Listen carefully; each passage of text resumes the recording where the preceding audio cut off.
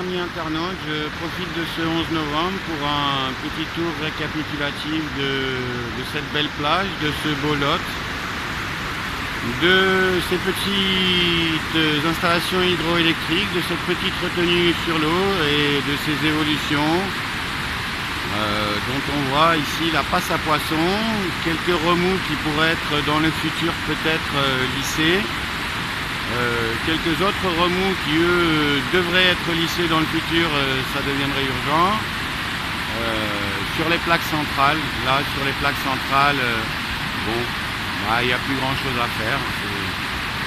A priori effondré, les pales planches devant sont effondrées, il y a un trou en dessous, le béton s'écroule.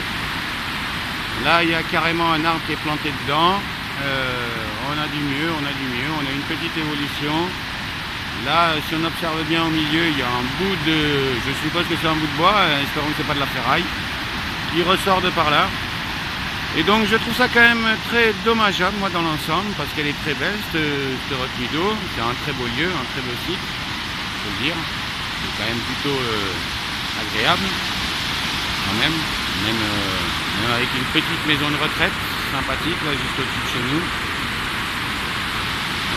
Une petite ville de Clérac, une petite bourgade qui aurait pu avoir le mérite, exemple, de se donner 48-72 heures de protection sur la régulation des eaux par l'installation ne serait-ce que d'une crémaillère manuelle cadenassée, mais visiblement la prévention n'existe plus dans ce pays, n'existe plus que l'état d'urgence et la protection. Je vous souhaite une très bonne journée.